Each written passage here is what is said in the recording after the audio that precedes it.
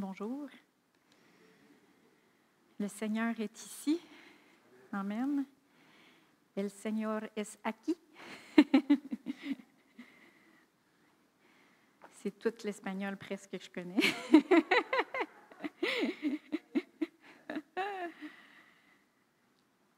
Depuis quelques mois, je suis sur une série intitulée « Questions sur la guérison ». La première question, c'était « Dieu ne semble plus agir, pourquoi ?» La deuxième, « Dieu frappe-t-il les gens avec la maladie ?» Et si vous ne les avez pas entendus, je vous invite à retourner sur notre site web, via l'onglet Médias, ou sur notre site YouTube, ou même sur la page Facebook de la CEP. Puis, je vous invite aussi à pas juste les écouter, mais à fouiller dans vos Bibles. Parce que oui, j'ai une responsabilité de vous enseigner la parole et non mes opinions, mais vous avez une responsabilité aussi de checker, de vérifier pour voir si c'est vrai qu'est-ce que je vous dis. Hein? Vous avez cette responsabilité de vérifier pour vous-même. Un petit peu comme les gens à Thessalonique qui faisaient. Hein? Paul y était là, puis la Bible dit qu'eux, il y avait des motifs plus nobles parce qu'ils vérifiaient dans les Écritures pour voir si Paul disait la vérité. Puis ce que Paul annonçait était vraiment biblique. Alors, on va continuer ce matin. Je vais commencer mon introduction par un post que j'ai vu sur Facebook et qui a attiré mon attention. Et ce post-là a attiré mon attention, mais m'a aussi attristée. Puis, je vais vous expliquer un petit peu pourquoi. Si on peut mettre la première image.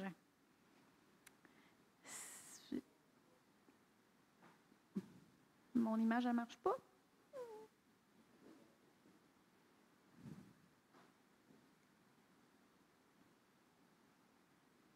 Il faut que vous la voyiez. Je ne peux pas. Alors, c'est un post c'est un petit tableau. D'un côté, ça dit qu'est-ce que le Jésus moderne qu'on prêche par rapport au vrai Jésus biblique. Et là, il y a des caractéristiques en dessous. Est-ce que vous le voyez? Non? Le Jésus moderne dit, le post sur Facebook dit que le Jésus moderne prêche juste sur l'amour. Ça dit, le Jésus moderne vous donne de la santé et la prospérité. Le Jésus moderne ne dit jamais rien de négatif. Le Jésus moderne est accepté et aimé par le monde. Le Jésus moderne sert ta volonté, non celle de Dieu. Le Jésus moderne déteste t'offenser ou offenser les autres. C'est ma clé USB. Ça n'a pas marché, mon truc, l'autre fois. Il est dans ma première truc. Tu peux me le donner. Je vais le donner. Oui, il est là. Oups. Le Jésus biblique, lui, il prêche la justice de Dieu, donne le salut, l'espoir, la paix et la joie. Le Jésus biblique avertit contre le péché, le jugement et l'enfer. Le Jésus biblique est haï et détesté par le monde. Le Jésus biblique exalte Dieu et la volonté du Père. Et le Jésus biblique offense le monde avec la vérité. Pourquoi est-ce que ça m'a attristée? Je ne sais pas, là, vous ne l'avez pas devant vous, fait que c'est un petit peu difficile de voir la comparaison, mais ce qui m'a attristée, c'est parce que c'est vrai qu'il y a un message aujourd'hui de l'Évangile qui est très dilué. Et ce n'est pas le même qui était prêché il y a 2000 ans ou dans la parole. Ce qui m'attriste, c'est que dans la colonne du Jésus moderne, ça dit que le Jésus moderne et l'Évangile dilué vous donnent la santé et la prospérité. Ils la mettent dans cette catégorie-là du Jésus moderne, en opposition au Jésus qui donne le salut, l'espoir, la paix et la joie. Alors, je voulais faire la clarification ce matin parce que c'est subtil. Hein? C'est subtil.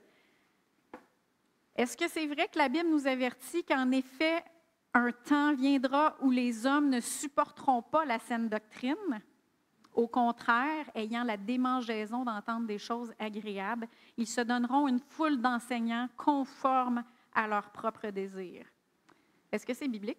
Absolument, oui. Est-ce qu'elle nous avertit aussi qu'il y a des gens à l'esprit faussé qui ne connaissent plus la vérité et qui considèrent la foi en Dieu comme un moyen de s'enrichir? Ça, c'est dans Timothée 6,5. Absolument. Absolument. Mais de dire que le Jésus biblique ne donne pas la santé et la prospérité, c'est complètement faux. Je vais vous le dire tout de suite. Donc, c'est très subtil. Ça dit vraiment, ça met que le Jésus biblique, lui, il ne prêche pas la prospérité, puis il ne prêche pas la guérison. Alors, quand on voit ça, on fait comme « Ah oui, c'est vrai », puis on fait comme... Et là, ça met une pression sur ceux qui prêchent la guérison et sur ceux qui prêchent sur la prospérité divine. Ça met une pression comme, puis une honte. Ça nous fait avoir honte de prêcher ça, la guérison, puis de prêcher la prospérité divine, comme si on avait des mauvaises intentions. Hein? Alors, j'aimerais juste vous dire un petit peu qu'est-ce que le Jésus biblique prêchait. Le Jésus biblique, dans Matthieu 6, 33, il a dit « Cherchez premièrement le royaume et sa justice, et tout cela vous sera donné par-dessus. » Il parle spécifiquement de nourriture et de vêtements ici. Il fait même la référence à Salomon qui, dans toute sa gloire, n'a pas été vêtu comme les lys des champs. C'est qui a rendu Salomon riche? Dieu. C'est Dieu. Amen. Le Jésus biblique nous dit aussi, « En vérité, je vous le dis, il n'est personne qui ait quitté à cause de moi et de l'Évangile, maison, frère, sœur, mère, père, enfant ou terre, et qui ne reçoive au centuple, présentement, dans ce temps-ci, sur la terre, des maisons, des frères, des sœurs, des mères, des enfants, des terres, avec des persécutions. » Peut-être que le Jésus moderne, lui, il va laisser tomber les persécutions. Là. Mais le Jésus biblique, avec des persécutions, et dans le siècle à venir, la vie éternelle. Amen. Amen. Donc, c'est ça la prospérité divine. L'Évangile dilué ne prêche pas la pauvreté et qu'il faut être malade, puis que c'est pas vrai que Jésus il prêchait pas la guérison et la prospérité divine. Jésus il a dit au révérend Kenneth E. Hagin, « Je ne suis pas opposé à ce que mes enfants soient riches. Je suis opposé à ce qu'ils soient cupides. » C'est ça la différence. Nous avons ici, dans notre librairie, un livre de Kenneth E. Hagin extrêmement balancé sur la prospérité divine. Ça s'appelle « N'imitez pas Midas ». Est-ce qu'il y en a qui ont déjà entendu parler de la mythologie grecque, Midas? C'est un roi qui a fait le souhait que tout ce qui touche devienne de l'or. Et là, tout ce et ça lui a été accordé, et tout ce qui touchait devenait de l'or, et là, il ne pouvait plus manger, il ne pouvait plus boire. Et à un moment donné, sa fille est venue vers lui, il a touché sa fille, et sa fille est devenue une statue d'or. Alors, le livre de Kenneth Hagin, c'est un livre très balancé sur la prospérité divine, et il y écrit que Jésus lui a dit, je ne suis pas opposé à ce que mes enfants soient riches.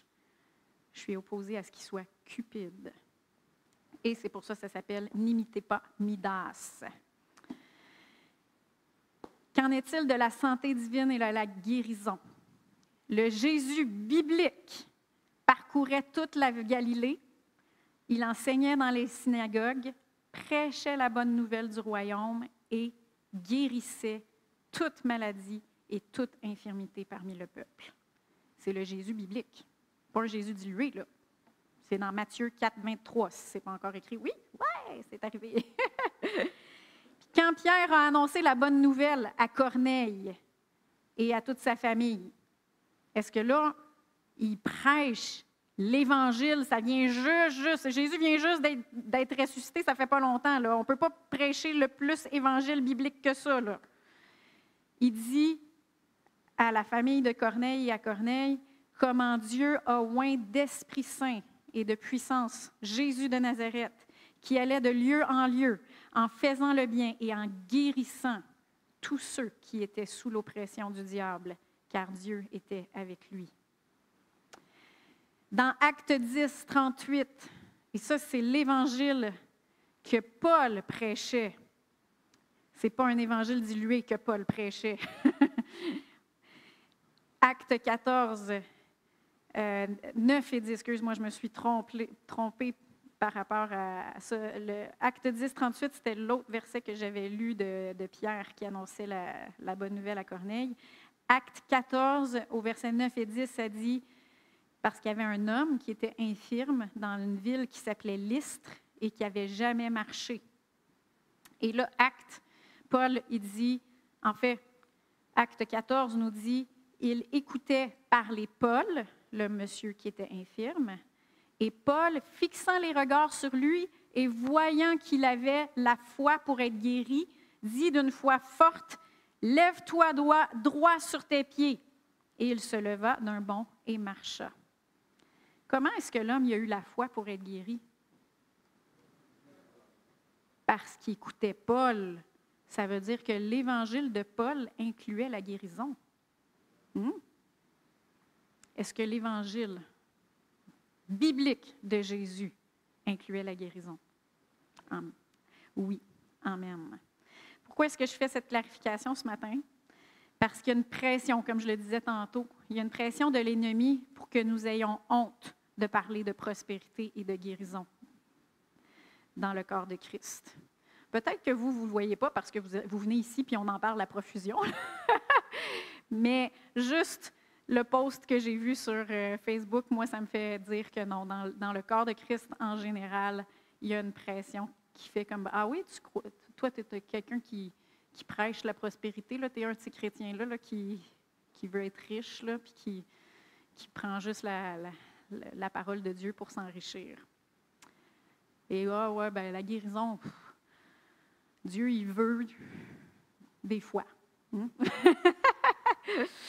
Oui, puis pourtant, c'est ça. Fait que ceux qui nous connaissent, Joël et moi, vous savez qu'on ne prêche pas un évangile puis un Jésus dilué. On prêche, puis vous avez juste à écouter nos racines de foi de la semaine passée, numéro 2. On prêche que Jésus est le seul nom par lequel nous pouvons être sauvés.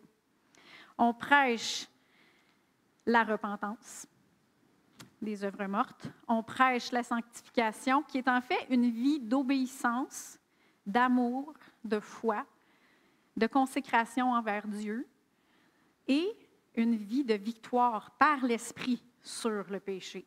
C'est ça la véritable sanctification. Amen. Mais on prêche aussi audacieusement que, comme dans Ésaïe 1,19 nous dit, « Si vous obéissez volontairement, vous mangerez le meilleur du pays. » C'est une promesse de Dieu. Être au centre de la volonté de Dieu, c'est notre lieu prospère. Amen. Être au centre de la volonté de Dieu, c'est notre lieu prospère. Et on prêche aussi audacieusement que Jésus-Christ est le même hier, aujourd'hui et éternellement. Et si Dieu s'est présenté comme l'Éternel qui te guérit dans l'Ancien Testament, dans Exode 15, 26, et si Jésus guérissait dans son ministère terrestre, il guérit encore aujourd'hui. Amen. Amen. Donc aujourd'hui, je vais continuer à vous parler de la guérison. Audacieusement. Amen. Et la troisième question qu'on va adresser aujourd'hui, c'est pourquoi est-ce que de bonnes personnes sont malades? Pourquoi est-ce que de bonnes personnes sont malades? Ou d'une façon plus large, on pourrait dire, pourquoi est-ce qu'il y a des mauvaises choses qui arrivent à des bonnes personnes? Bonne question, hein? On va tourner dans Luc, chapitre 13. On va commencer tout de suite au verset 1. En ce temps-là, quelques personnes vinrent lui raconter ce qui était arrivé à des Galiléens dont Pilate avait mêlé le sang avec celui de leur sacrifice. Alors ça, pour des Juifs, là, c'est extrêmement horrible. Fait que Pilate a pris des hommes, il les a tués, puis il a mêlé leur sang avec des sacrifices offerts à des idoles. Ça, là, c'est pas pire que ça pour un Juif. Il leur répond, puis là, c'est Jésus qui leur répond. Il leur répondit, « Pensez-vous que ces Galiléens aient été de plus grands pécheurs que tous les autres Galiléens, parce qu'ils ont souffert de la sorte? Non, vous dis-je, mais si vous ne vous repentez pas, vous périrez tous de même. Ou bien, ces 18 sur qui est tombée la tour de Siloé et qu'elle a tué, pensez-vous qu'il ait été plus coupable que tous les autres habitants de Jérusalem? Non, vous dis-je, mais si vous ne vous repentez pas, vous périrez tous pareillement. » Et tout de suite après, au verset 6, il dit aussi cette parabole. Un homme avait un figuier planté dans sa vigne. Il vint y chercher du fruit et n'en trouva pas. Alors il dit au vigneron, « Voilà 3 ans que je viens chercher du fruit à ce figuier, et je n'en trouve pas. Coupe-le. Pourquoi occupe-t-il de la terre inutilement? » Et le vigneron lui répondit, « Maître, laisse-le encore cette année.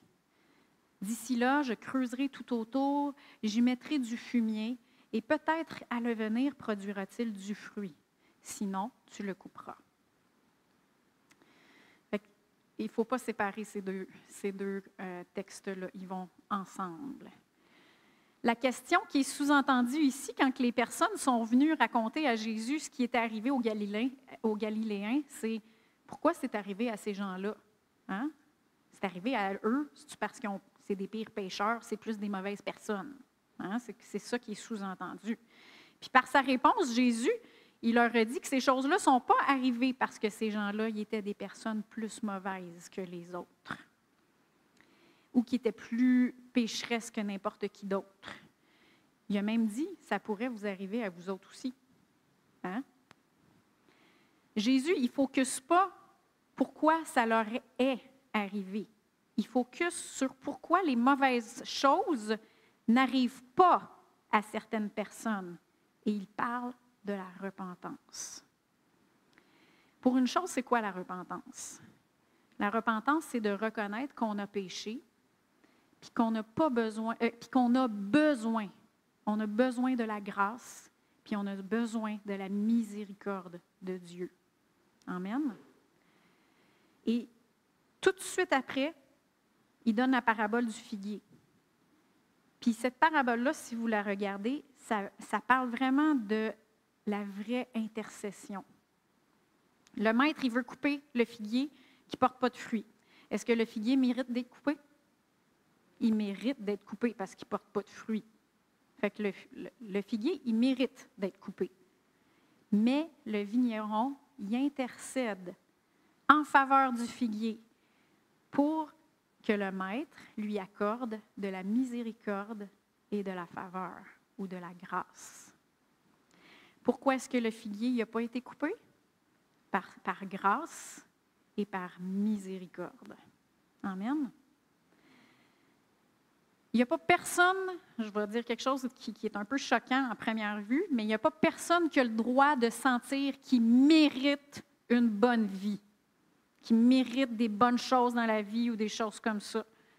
On a le droit de vouloir, de désirer des bonnes choses dans la vie, mais de sentir qu'on mérite une bonne vie ou des bonnes choses parce qu'on est une bonne personne, ça, on n'a pas le droit, parce qu'on est tous pécheurs. On a tous été coupés de la gloire de Dieu par le péché. Et c'est pour ça, en fait, que il y a des mauvaises choses qui peuvent arriver à n'importe qui, à moins qu'il soit gardé par la grâce et la miséricorde de Dieu. Amen. Est-ce que vous me suivez jusqu'à présent? Je sais que c'est quand même assez... Il faut suivre quand même la démarche de pensée, là. Fait qu'il n'y a pas personne, ces personnes-là, ils ne méritaient pas plus que d'autres que la tour tombe sur eux. Ils n'étaient pas des plus grands pécheurs, mais tout le monde peut avoir des choses qui arrivent comme ça, peu importe, parce qu'il y a du péché dans le monde. Il y a du péché dans le monde. Mais qu'est-ce qui peut nous garder? La grâce et la miséricorde. On va tourner maintenant à Matthieu 19, 16, 22. C'est l'histoire du jeune homme riche. Je vous en ai déjà parlé, mais on y retourne. Alors, il y a un homme qui s'approcha et dit à Jésus, « Maître, que dois-je faire de bon pour avoir la vie éternelle? » Il lui répondit, « Pourquoi m'interroges-tu sur ce qui est bon? Un seul est bon. Si tu veux entrer dans la vie, observe les commandements. » « Lesquels? » lui dit-il. Et Jésus répondit, tu ne commettras pas de meurtre, tu ne commettras pas d'adultère, tu ne diras pas de faux témoignages, tu ne commettras pas de vol. Honore ton père et ta mère, et tu aimeras ton prochain comme toi-même. Le jeune homme lui dit, j'ai gardé tout cela, que me manque-t-il encore? Jésus lui dit, si tu veux être parfait, va, vends ce que tu possèdes, donne-le aux pauvres, et tu auras un trésor dans les cieux. Puis viens et suis-moi. Après avoir entendu ces paroles, le jeune homme s'en alla tout triste, car il avait de grands biens. Le jeune homme riche, il pense qu'il va avoir la vie éternelle en étant une bonne personne et en faisant le bien. Hein? Que faut-il que je fasse de bon pour hériter la vie éternelle? Puis Jésus lui répond, il n'y a pas personne de parfaitement bon autre que Dieu. Tu ne peux pas mériter la vie éternelle ou la guérison, et c'est là qu'on met les deux ensemble. On ne peut pas mériter la vie éternelle ou la guérison, ou quoi que ce soit d'autre, en fait, en faisant des bonnes œuvres. Quand on dit qu'il y a certaines bonnes personnes qui auraient dû recevoir leur guérison, parce que c'était des bonnes personnes, lui, c'était un bon chrétien, comment ça qu'il n'a pas reçu sa guérison? Hein? On est en train de sous-entendre que ça leur est dû. Ça leur est dû à cause de leur performance, à cause de qu'ils sont des bonnes personnes. Et cela n'est jamais vrai. Il n'y a pas personne qui mérite une guérison. Il n'y a pas personne qui mérite la vie éternelle. Il n'y a pas personne qui mérite quoi que ce soit de ces choses-là. Le fait qu'une personne soit bonne n'a rien à voir avec la guérison, n'a rien à voir avec sa guérison.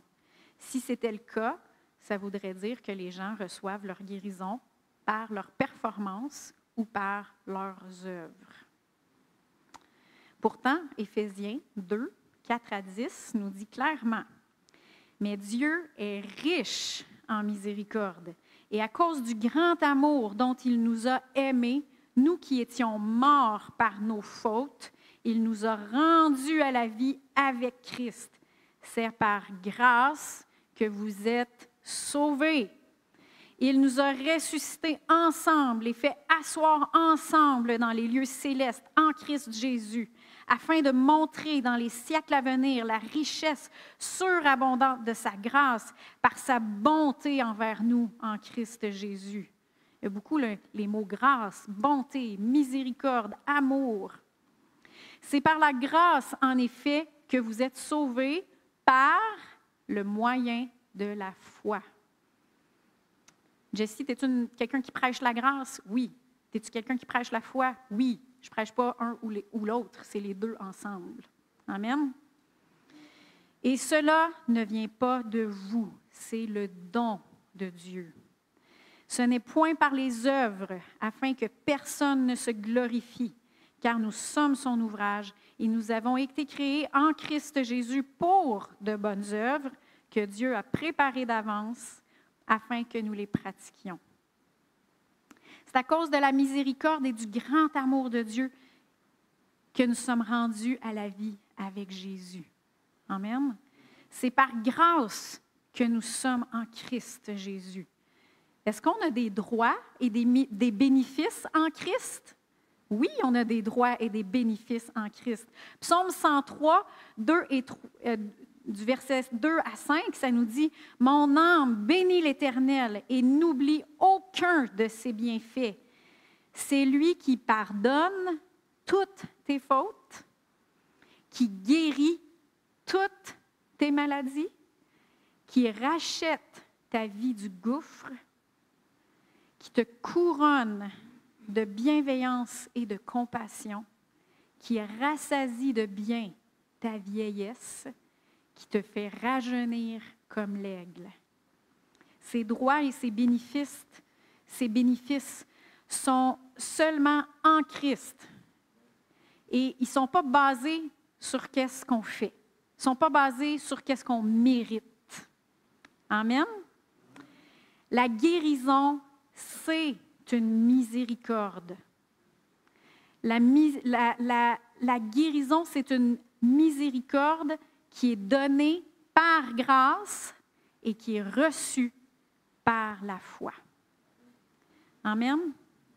Si on dit que la guérison, ce n'est pas pour tout le monde, on dit que la miséricorde, ce n'est pas pour tout le monde. Je vais vous le redire encore une fois. Si on dit que la guérison, ce n'est pas pour tout le monde, on dit que la miséricorde, ce n'est pas pour tout le monde. Est-ce que la miséricorde est pour tout le monde? Oui. Est-ce qu'on la mérite? Non. Mais est-ce qu'on peut la recevoir? Oui. Bonne réponse. On va mettre un petit B rouge là, à côté. Épaphrodite. Est-ce que vous connaissez Épaphrodite? C'est un personnage biblique de votre Nouveau Testament. Et on va parler d'Épaphrodite. Ce personnage se trouve dans Philippiens. Tournez avec moi dans Philippiens si vous avez vos Bibles. Au chapitre 2, on va commencer au verset 25. « J'ai estimé nécessaire de vous envoyer Épaphrodite. » S'il vous plaît, je sais que les noms bibliques reviennent à la mode, mais appelez pas votre fils Épaphrodite, s'il vous plaît. « Mon frère, mon compagnon d'œuvre et de combat, que vous m'avez envoyé et à qui vous avez donné de quoi pourvoir à mes besoins. Il désirait ardemment vous voir tous, et il était fort en peine de ce que vous ayez appris sa maladie. Il a été malade, en effet, tout près de la mort, mais Dieu a eu pitié de lui. Et non seulement de lui, mais aussi de moi, afin que je n'aie pas tristesse sur tristesse. Je l'ai donc envoyé avec beaucoup d'empressement, afin que vous vous réjouissiez de le revoir et que je sois moi-même moins triste. Recevez-le dans le Seigneur avec une joie entière et honorez de tels hommes, car c'est pour l'œuvre de Christ qu'il a été prêt de mourir, ayant exposé sa vie afin de suppléer à l'absence de votre service pour moi. » Alors, Épaphrodite est tombé malade. Pourquoi est-ce que ça lui est arrivé? Parce qu'il y a du péché et de la mort dans le monde. Ça peut arriver à tout le monde. Hein? Et il faut arrêter de se sentir condamné quand on a des symptômes de maladie qui nous attaquent. Il ne faut pas penser « Oh non, j'ai des symptômes de maladie, puis Dieu, il veut que je sois guéri, fait que je ne suis pas dans la volonté de Dieu. » Hein? Il y en a qui ont entendu le message de guérison, puis là, ils se sentent condamnés quand ils sont malades. Ce n'est pas comme ça qu'il faut voir ça du tout. Avoir des symptômes de maladie, ça ne change rien à qui nous sommes en Christ. Amen. C'est comme si on se sentait condamné quand on vit de la tentation. La tentation, ce n'est pas péché. Être tenté, ce n'est pas péché. C'est de céder à la tentation qui est péché. C'est la même chose si on a des symptômes de maladie puis qu'on les reçoit, puis qu'on dit c'est ça qu'on est.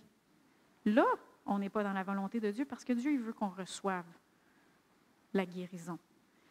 Mais il ne faut pas se sentir condamné s'il y a des choses qui nous attaquent dans nos corps. Amen? Amen. Est-ce qu'on voit que Épaphrodite a eu besoin de miséricorde? Oui. Au verset 27, ça dit « Mais Dieu a eu pitié de lui. Et non seulement de lui, mais aussi de moi, afin que je n'aie pas tristesse sur tristesse. » En français, le mot « pitié », ça n'a pas tout à fait le même sens pour nous, parce que pitié, pitié, en tout cas, c'est pas le même, on n'a pas le même sens du mot pitié.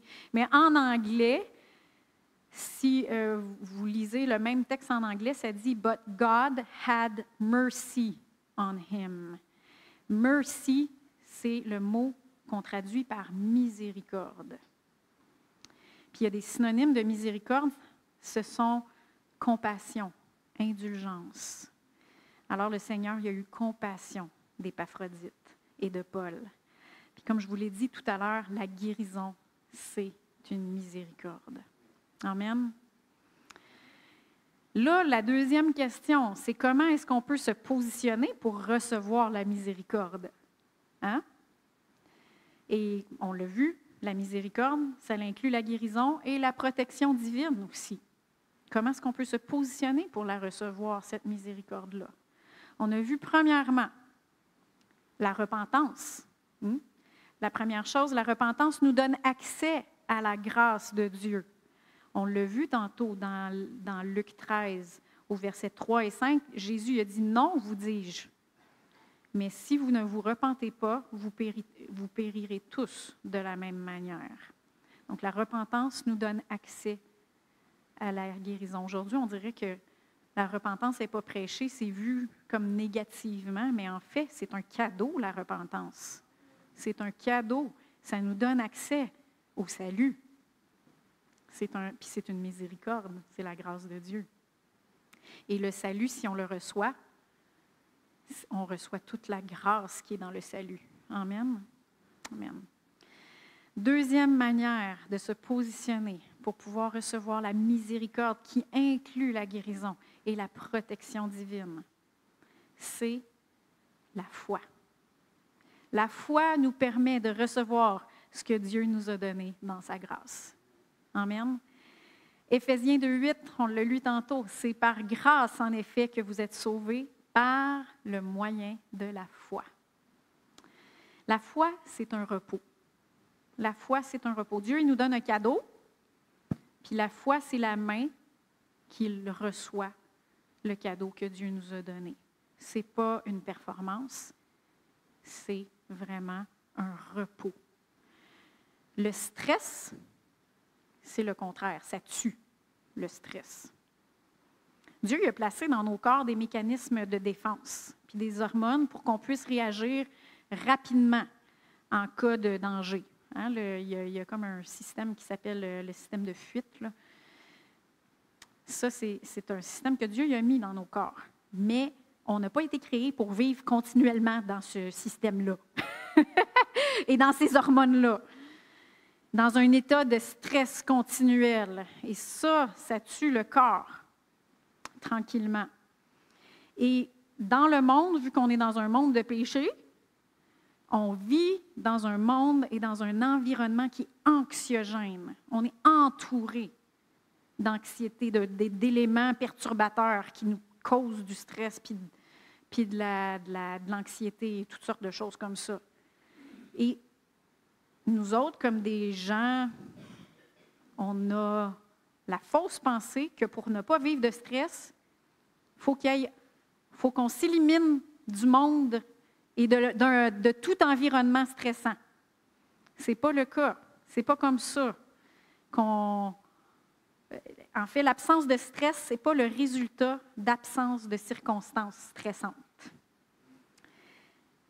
Jean 16, 33, Jésus, il dit, « Je vous ai parlé ainsi pour que vous ayez la paix en moi. Vous aurez des tribulations dans le monde. Mais prenez courage, moi, j'ai vaincu le monde. » Amen. Fait qu'en fait, pour ne pas vivre de stress, C'est pas qu'il faut s'isoler puis ne plus avoir aucun élément stressant autour de nous. Il faudrait qu'on meure pour ça. Bien, vraiment. Il va y en avoir tout le temps des éléments stressants autour de nous. Toujours, toujours. Mais il faut apprendre à répondre aux circonstances avec le repos de la foi. C'est comme ça qu'il faut apprendre à répondre. Plutôt qu'à répondre à notre environnement avec du stress. C'est comme ça qu'il faut apprendre à vivre. Il faut apprendre à répondre à notre environnement avec le repos de la foi, qui est une confiance en la bonté de Dieu. On l'a chanté tantôt. Fait que ça, première manière, repentance. Deuxième manière, la foi. Troisième manière, quand on garde les commandements du Seigneur, on demeure dans son amour. Fait que là, je suis en train de répondre à la question, comment est-ce qu'on fait pour se positionner pour recevoir la miséricorde de Dieu? Dans Jean 15:10, ça dit, « Si vous gardez mes commandements, vous demeurerez dans mon amour, comme j'ai gardé les commandements de mon Père et que je demeure dans son amour. » Et là, il faut, souvent dans notre mentalité de mérite, on regarde ça, puis là, bon, OK, il faut que je garde ses commandements pour mériter son amour. Hein? On lit ça comme ça. Mais ce n'est pas comme ça du tout, parce que là, on recommence encore, on retombe dans le mérite. Mais ce n'est pas comme ça que Jésus il veut dire. Puis la manière pour d'illustrer comment il faut le comprendre, je vous donne l'exemple d'un père avec son fils. Mettons que Joël disait à Olivier, notre fils de 9 ans, de ne pas prendre un tel vélo parce que ce vélo-là, il n'y a pas de frein. OK? Mais Olivier, il se dit que son père, il ne sait rien. Son père, il ne sait rien, puis il dit juste ça pour y couper son fun. Hein? Fait que lui, il décide de prendre le vélo, pas de frein, puis d'aller faire du vélo. Et puis, je vois mes parents, mon frère, il n'est pas là le matin, mais c'est déjà arrivé à mon frère Jonathan. Qu'est-ce que je vous raconte là? Et il décide de prendre le vélo, il prend de la vitesse, il tombe dans le fossé, puis il se casse un bras. Il s'est vraiment cassé un bras, mon frère Jonathan. Oui. Quand vous le verrez, vous pouvez raconter cette histoire-là. Est-ce que Joël n'a pas pu protéger son fils parce que son fils n'a pas mérité son amour? Hein? Non. C'est pas « Hey, tu n'as pas mérité mon amour, fait que je ne te donne pas mon amour puis je ne peux pas te protéger. » Non. Le commandement, c'était l'amour du Père. Le commandement, c'était la miséricorde et la compassion du Père, parce qu'il ne voulait pas que ça y arrive. Est-ce que vous comprenez comment est-ce qu'il faut comprendre? Garder ses commandements, ce n'est pas une performance, c'est l'amour et la miséricorde du Père. Donc, quand on garde ses commandements, on reste dans son amour, puis on reste dans sa miséricorde. Comprenez? Si Olivier y avait gardé son commandement, il serait demeuré et aurait expérimenté l'amour de Joël. C'est pas arrivé à Joël, c'est arrivé à mon frère, Jonathan. Et c'est pas arrivé, je veux dire, à Olivier. Là, ça, j'ai mis ça dans une mise en situation.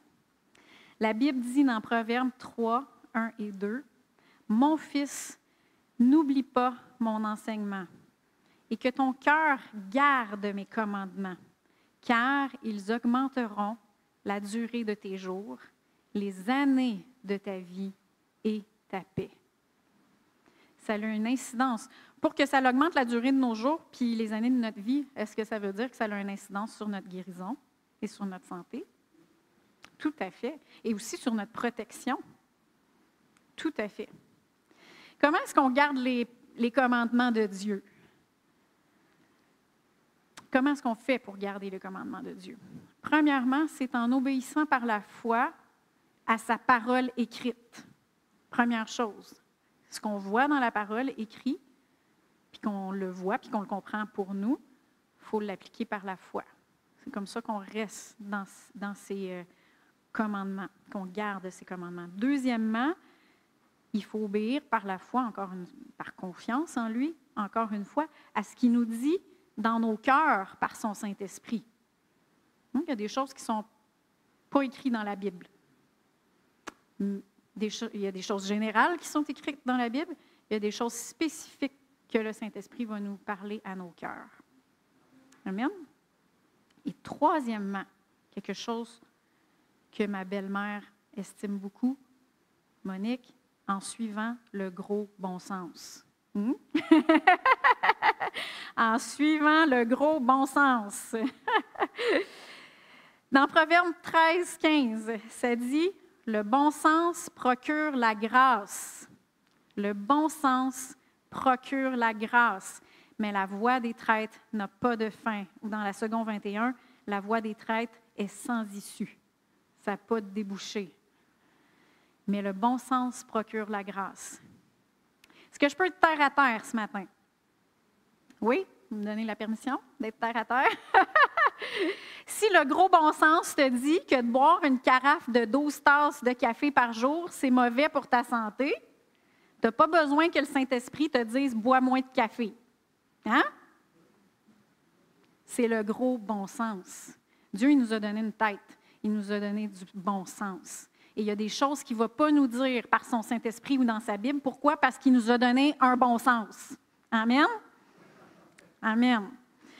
Si le gros bon sens te dit qu'il faudrait que tu fasses de l'exercice, tu n'as pas besoin que le Saint-Esprit te dise « bien, va marcher. Hein? » C'est le gros bon sens. Amen. Merci, mon mari.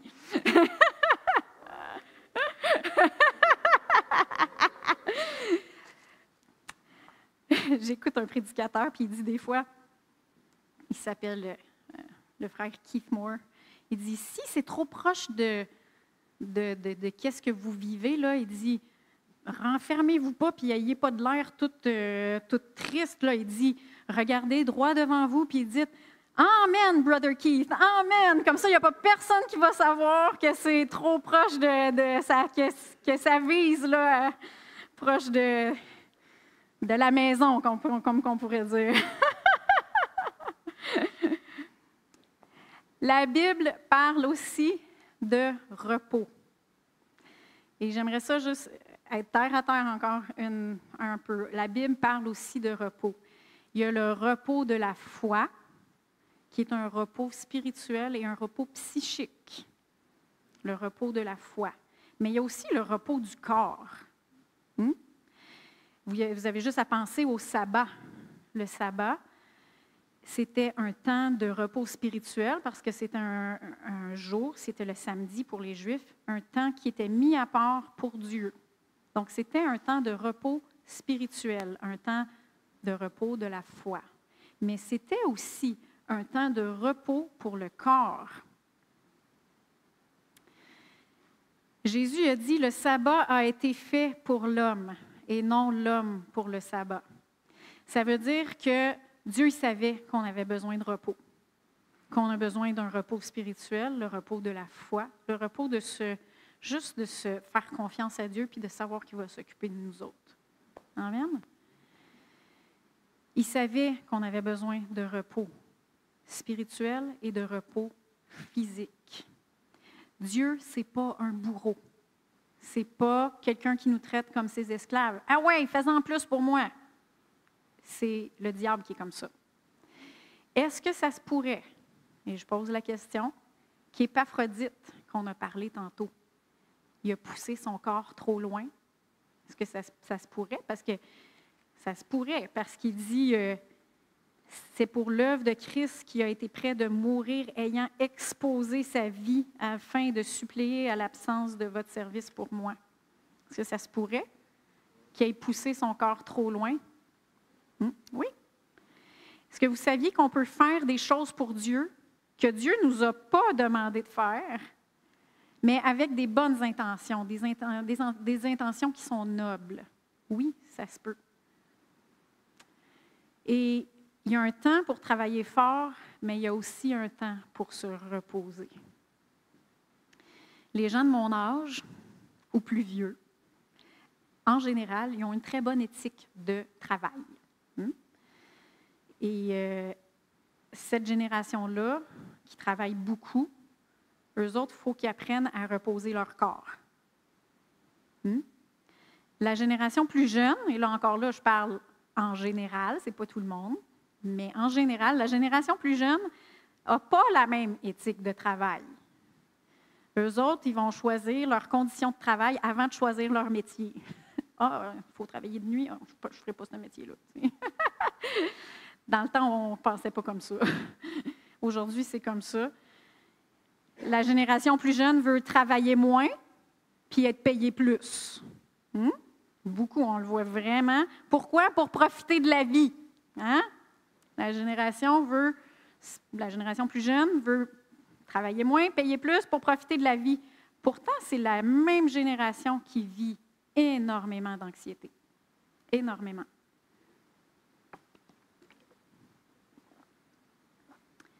Cette génération-là, la génération plus jeune, est généralement, encore là je dis généralement parce que je ne veux pas tout mettre tout le monde dans le même bateau,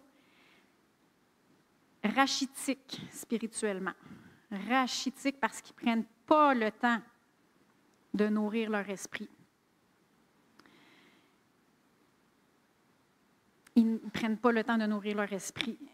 Fait que ces jeunes-là, ils doivent apprendre à vivre le repos de la foi. Et aussi apprendre à reposer leur corps. Pourquoi? Parce qu'ils veulent tellement profiter de la vie qu'ils vont fêter avec leurs amis, texter, jouer aux jeux vidéo, puis regarder des films jusqu'à 3 heures du matin. Et ça, c'est pas très reposant pour le corps non plus. Hein? C'est vrai. Fait que la jeune génération doit apprendre à reposer leur corps, mais aussi à se reposer, à entrer dans le repos de la foi, nourrir leur esprit pour pouvoir vivre ce vrai repos-là. La course de cette vie, de notre vie, c'est un marathon. Ce n'est pas un sprint. Et ça, vous l'avez sûrement déjà entendu, mais il faut apprendre à vivre vraiment cette vie-là comme un marathon. Le sprint, tu vas donner tout ce que tu as pendant pas longtemps. Parce que justement, si tu donnes tout ce que tu as pendant tout ce que tu as, ça ne dure pas longtemps parce que tu t'épuises très, très rapidement. Tandis que si tu y vas pour un sprint, et là, tu te prépares à aller pour le long terme. Pour un marathon. Excuse-moi, pour un marathon, je ne l'ai pas bien dit. Dieu, ce n'est pas l'auteur du burn-out. Dieu, ce n'est pas l'auteur du burn-out. Il faut qu'on apprenne à se reposer. Et oui, il y a le repos du corps, mais il y a aussi le repos de la foi qu'il faut apprendre à rentrer dedans. Donc, je suis entrée un petit peu plus en détail parce que je trouvais que ça allait bien avec le gros bon sens. Et comment est-ce qu'on fait pour demeurer dans la miséricorde et dans la grâce de Dieu. Plutôt que de se poser la question pourquoi est-ce que de mauvaises choses arrivent à de bonnes personnes, il faudrait plus se poser la question pourquoi les mauvaises choses ne nous arrivent pas. Puis la réponse, c'est tout le temps à cause de sa miséricorde et de sa grâce. Amen? À cause de sa miséricorde et de sa grâce. Et l'autre question qui suit, comment est-ce que je fais pour demeurer dans sa miséricorde et dans sa grâce? Par la repentance, par la foi et en gardant ses commandements. Et c'est ce que j'avais pour vous. J'aurais pu en parler encore bien plus, mais là, quand même. Hein? Il faut savoir quand s'arrêter. Est-ce que vous êtes capable là, de mettre... Est-ce que vous l'avez vu, mon petit tableau du début? Vous l'avez vu? 1 seconde. Peut-être le remettre. Es-tu capable de le remettre? Ça ne sera pas long.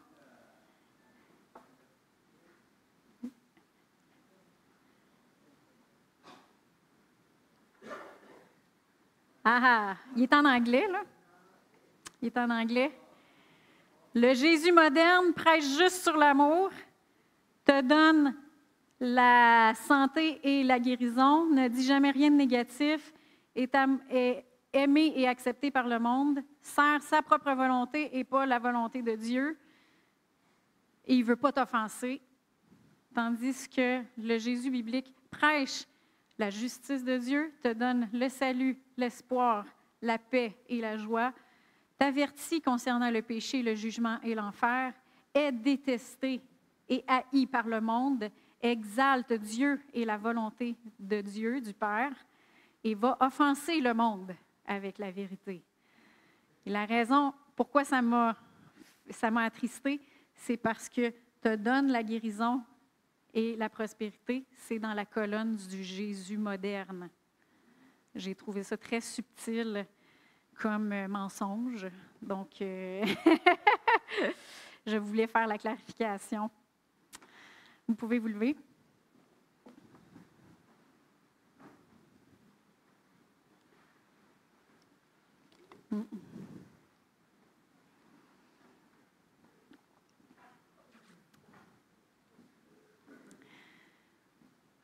Seigneur Dieu, on veut te remercier.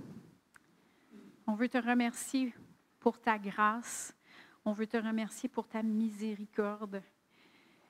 Et comme Joël a dit tantôt, c'est pas parce qu'on est digne qu'on peut participer au repas du Seigneur. C'est pas parce qu'on est digne qu'on peut recevoir le salut.